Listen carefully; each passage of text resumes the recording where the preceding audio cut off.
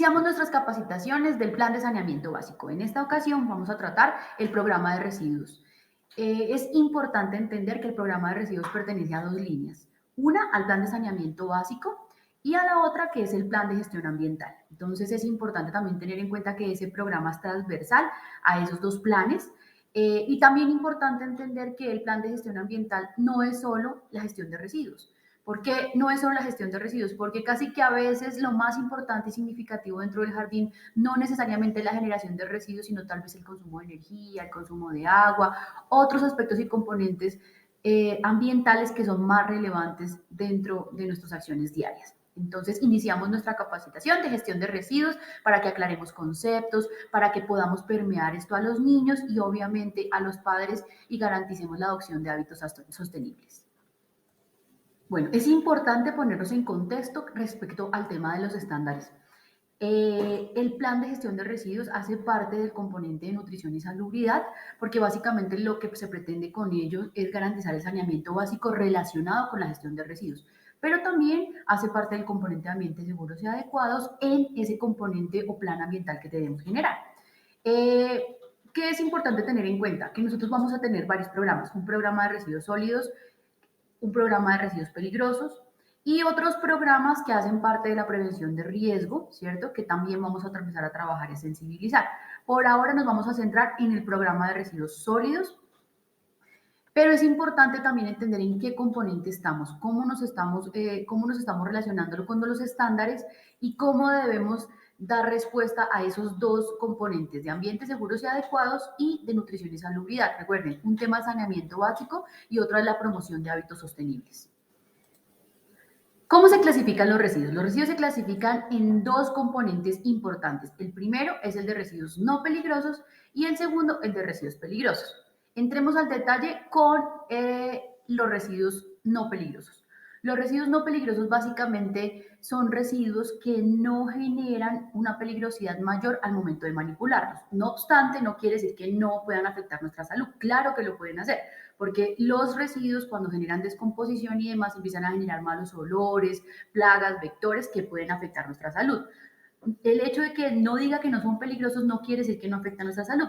Lo que quiere decir es que podemos manipularlos, ¿cierto? Con algunos controles, como por ejemplo guantes, ¿cierto? Nuestro uniforme de aseo, ese tipo de cosas que nosotros manejamos en la prevención.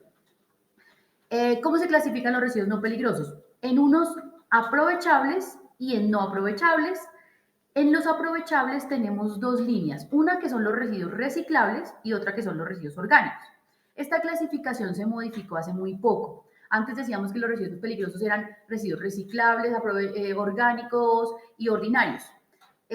Con la nueva normatividad empezamos a decir, hay dos tipos de residuos no peligrosos, los aprovechables y los no aprovechables. Dentro de los aprovechables colocamos dos líneas, una los residuos reciclables y la otra los residuos orgánicos. Los residuos orgánicos provenientes de la cocción de alimentos, de la preparación, peladuras y demás, del barrido de tierra y hojas, de los residuos de poda y tala. Estos residuos orgánicos son aprovechables en la medida en que nosotros tengamos un sistema de aprovechamiento. Para la mayoría de nuestros jardines no tenemos un sistema de aprovechamiento. ¿Qué quiere decir esto? No hay un tercero que recoja los residuos aprovechables y vaya y haga un proceso de compostaje, abono y demás que permitiría hacer aprovechamiento. En tanto, esos residuos para nosotros ahora se convierten en no aprovechables porque no estamos haciendo un sistema de aprovechamiento. Contrario a ello, sí son aprovechables los residuos reciclables. ¿Por qué?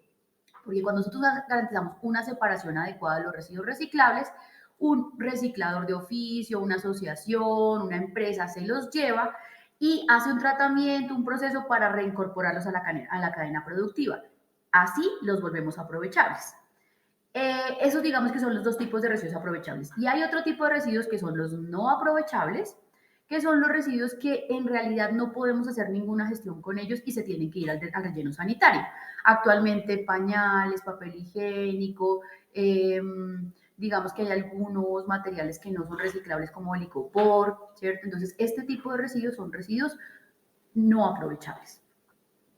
Y tenemos la otra clasificación grande que son los residuos peligrosos. Los residuos peligrosos sí son residuos que si manipulamos inadecuadamente nos pueden afectar la salud y su afectación puede ser grave. Entonces, en ella tenemos los residuos químicos. Los residuos químicos son residuos de sustancias químicas, de productos, incluso de aseo. Esos también se consideran residuos químicos que nos pueden llegar a afectar la salud. Por eso es importante que nosotros siempre leamos las fichas técnicas y de seguridad de nuestros productos de aseo para ver en qué condiciones lo tenemos que manipular. Muchas veces dice manipule con uniforme, guantes, gafas, porque, por ejemplo, como el cloro es corrosivo y te puede afectar. Entonces, esos tipos de residuos son importantes manejarlos. Ahora, que nosotros compremos productos de aseo que sean de uso doméstico, institucional, pues su peligrosidad es más baja, ¿cierto? No es como utilizar, por ejemplo, un ácido muriático o una soda cáustica, que son productos muy concentrados, que si tocan nuestra piel de una vez nos pueden generar una lesión en la piel. Entonces, digamos que este tipo de productos vienen con una peligrosidad menor, pero eso no quiere decir que no los manipulemos con prudencia. Y no manipularlos con prudencia quiere decir que no nos pongamos los guantes, el tapabocas cuando utilizamos, por ejemplo, el cloro, el uniforme con el que debemos manipularlo. Es importante también, tal vez aquí no voy a hacer mucho énfasis porque luego vamos a ver una capacitación de residuo peligroso, pero sí es importante entender que por más sustancia diluida que sea, tiene asociada una peligrosidad. Es decir, puede ser que yo tenga el cloro muy diluido, pero si me lo tomo, seguramente me voy a intoxicar. Entonces ahí es importante empezar a hacer esa identificación. Los residuos infecciosos son todos los que están contaminados con fluidos corporales, sangre, orina, vómito, todo ese tipo de cosas que tienen enfermedades y que nos las pueden transmitir. Los residuos especiales o postconsumo son todos ese tipo de residuos que tienen asociados una peligrosidad si se manipulan más. Por ejemplo, una batería tú la puedes manipular sin problema, ¿cierto? Pero si la batería se llega a abrir, la batería tiene metales pesados y puede afectar tu salud. Lo mismo que las lámparas, luminarias, hay otros residuos especiales como las llantas, baterías de los carros, medicamentos vencidos, plaguicidas, aerosoles, todo ese tipo de residuos pueden afectar nuestra salud si se manipulan más. Y si nosotros las enviamos al relleno sanitario pueden causar un desastre ambiental. Por eso se consideran residuos especiales o postconsumo, como también los residuos eléctricos y electrónicos. Y hay otros que son menos comunes entre nosotros, que son los residuos radioactivos, ¿cierto? Que también se manejan en instituciones como laboratorios y demás. Nosotros no tenemos acceso a ese tipo de elementos, pero sí es importante también identificarlos. Entonces, digamos que este es un barrido general de la clasificación. Ya entramos en detalle al respecto de los residuos no peligrosos, que es, digamos, el centro de esta capacitación. En el jardín nosotros generamos dos tipos de residuos fundamentalmente, los no aprovechables y los residuos reciclables. Los no aprovechables son residuos que, como bien lo decíamos, son residuos que nosotros no tenemos ninguna línea de aprovechamiento, no podemos garantizar que se puedan disponer o hacer algún tipo de proceso para que se puedan incorporar a la cadena productiva. Dentro de estos tipos de residuos que tenemos los restos de comida, ¿cierto? Todos los sobrantes de comida, papel higiénico, viruta de tajar el lápiz, servilletas, pañales, residuo de barrido de tierras y hojas. En general, digamos que esos son como los residuos que nosotros tenemos que son no aprovechables. Hay otras cosas como, por ejemplo, el papel que está untado de grasa no es reciclable, el papel que usamos y que pintamos, que está untado de marcador, de lápiz, de esfero, puede bien, es reciclable, pero si está untado de pintura no es reciclable, con lo cual debe disponerse en la caneca negra. ¿Qué hacemos con ese tipo de residuos? Pues los entregamos al operador de aseo, ¿cierto? Con la frecuencia indicada y lo enviamos al relleno sanitario. Dentro de nuestro plan de gestión de residuos, es claro que nosotros tenemos que hacer la evacuación de los residuos periódicamente. Si el carro recolector pasa 3 veces a la semana, pues 3 veces a la semana yo debo entregar los residuos. Si yo tengo un chute en el que puedo disponer los residuos todos los días y no tengo espacio para disponerlo internamente dentro del jardín, pues lo voy llevando todos los días al chute. Eso depende obviamente de la capacidad instalada que tengamos, interna y externa. Lo importante sí es que nosotros podamos garantizar que se retiren y evacúen los residuos con una periodicidad importante, porque estos residuos con el tiempo se empiezan a degradar y a generar malos olores. Y recuerden que nosotros tenemos que garantizar condiciones de saneamiento básico.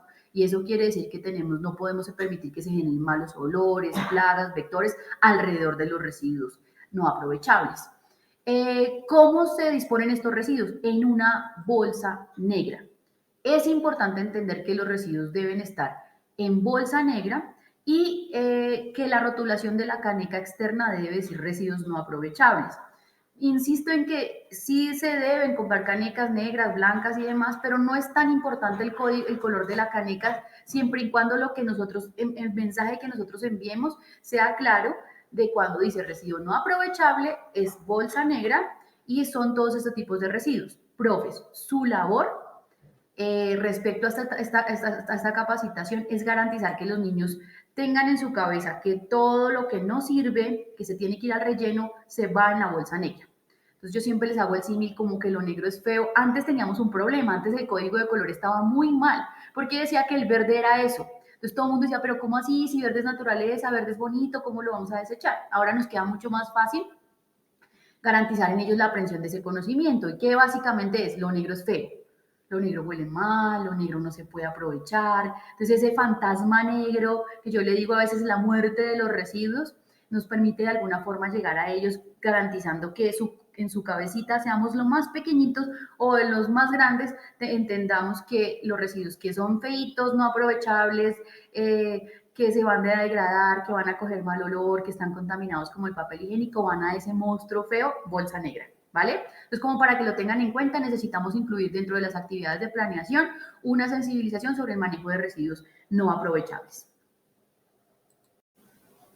Los otros tipos de residuos que manejamos dentro del jardín que son recurrentes y comunes son los residuos aprovechables. Los residuos aprovechables se deben disponer en una bolsa blanca. Digamos que esto también nos beneficia mucho cuando queremos transmitir ese tipo de cosas a los niños, porque ahí sí tenemos que decir que el blanco llama a la limpieza, a eso que podemos de alguna forma mejorar, aprovechar. Y son residuos aprovechables porque los podemos incluir dentro de la cadena productiva. Bastantes residuos que nosotros generamos dentro del jardín son reciclables. Las latas, los vasos plásticos, los vasos de cartón, los cubiertos, los vasos de yogur, las bolsas plásticas, el papel, el cartón, el vidrio. Todo ese tipo de residuos son residuos reciclables, pero hay una condición supremamente importante al disponer los residuos en la bolsa blanca y es que deben estar limpios. Limpios no quiere decir que yo coja con agua y jabón, no. Pero si, por ejemplo, yo tengo un vaso de yogur, yo debo limpiarlo con una servilleta o hacerle un jugado con agua. Siempre que hagamos jugados, perdón, para limpiar los residuos se hacen 3 jugados con muy poquita agua. Entonces a veces estamos acostumbrados a jugar más las cosas, le echamos mucha agua pensando que con mucha agua lo vamos a eliminar, pero no, por el contrario, siempre hagan la prueba. Es más fácil descontaminar un contenedor lavándolo 3 veces con muy poquita agua que lavándolo una o dos con mucha agua. Entonces, como para que lo tengan pendiente. Digamos que nuestra política debe ser salvaguardar la mayor cantidad de residuos que se pueda y garantizar que la mayor cantidad de residuos se vaya al aprovechamiento y no al relleno. Por eso siempre debemos promover el tema de la limpieza de los residuos. Entonces, no sé, que por casualidad llegaron tenedores plásticos al jardín, entonces hay que limpiarlos con una servilleta y ahí sí los podemos desechar a la bolsa blanca. Ah, que tomamos un tinto en un vaso de cartón. Ah, ok, desocupemos bien el vaso y ahí sí lo disponemos dentro de la caneca. Ah, que trajimos un juguito en Tetra Pak o un juguito en botella. Tenemos que tomárnoslo todo, eso es consumo sostenible. Y si no se puede por alguna consideración, hay que vaciar completamente el contenido. Es más, si me estoy tomando una gaseosa, que no deberíamos consumir gaseosa, pero bueno, si me estoy tomando una gaseosa, debo desocupar completamente el contenido, taparla y ahí sí colocarla dentro de la caneca. ¿Por qué es importante taparla? Porque si tiene algún lixiviado, un poquito de líquido, pues no va a ir a contaminar el otro material, se va a mantener ahí. ¿Por qué es tan importante limpiar los residuos reciclables? Porque cuando se entra al proceso de aprovechamiento, estos residuos contaminan el proceso y lo que hace es que se pierda, digamos, a veces muchas veces el lote que se está aprovechando. Recuerden que esos residuos se peletizan, es decir, se funden y vuelven a sacar plástico y cuando están contaminados o tienen mucha carga orgánica, eso lo que hace es que se afecta el proceso de recuperación. Entonces, por eso insistimos muy importante en que empezamos a generar esa conciencia dentro de los niños y las niñas, incluso dentro de nosotras mismas, de disponer en la bolsa blanca lo que esté realmente limpio.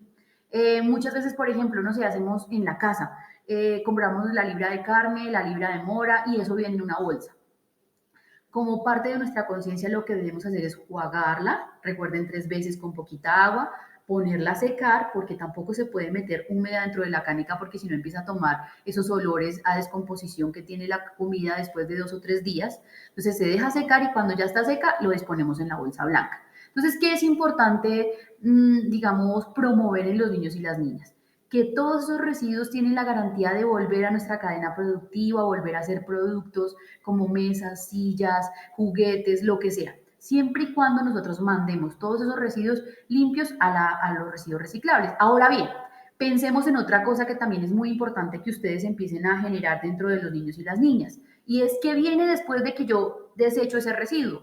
Vienen un montón de personas, el reciclador que de alguna forma separa, va y vende, la empresa que ya recibe el residuo y tiene que clasificar y pues obviamente tiene que tener un control de vectores muy fuerte porque cuando tienen ese tipo de sistemas y la gente no limpia bien los residuos, pues roedores, insectos y demás llegan a esas bodegas y eso también genera problemas. Y miren que el problema se genera desde nosotros mismos cuando desechamos los productos. Entonces también es importante pensar en ese tercero que va a venir después a hacer el aprovechamiento de los residuos. Se me olvidó mencionarles, por ejemplo, en el tema de no aprovechables, en la bolsa negra, donde uno debe disponer los residuos de ganchitos de cocedora, cuchillas de bisturí. Ese tipo de residuos son residuos reciclables. ¿Cómo los debemos disponer? Nunca la bolsa negra, siempre en un contenedor rígido, puede ser una botella de gaseosa, grande, pequeña, mediana, no importa, en un frasquito de vidrio. Procuren que siempre sea plástico. Ahí disponen todos los residuos que sean cortopunzantes, que puedan llegar a punzar a alguien. Le colocan con una cintica cortopunzante o reciclable pero punzante. Y cuando ya esté lleno, lo desechan en la bolsa blanca. Y ya el reciclador sabe que puede coger esa botella blanca y vender ese metal que está contenido dentro de la botella, pero no se va a punzar o a cortar.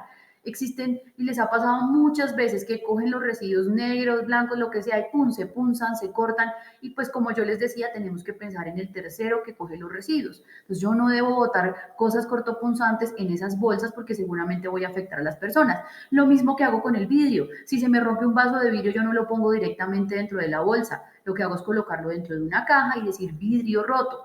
Y con eso el reciclador ya sabe que lo puede aprovechar, pero que no lo tiene que manipular directamente porque se puede cortar.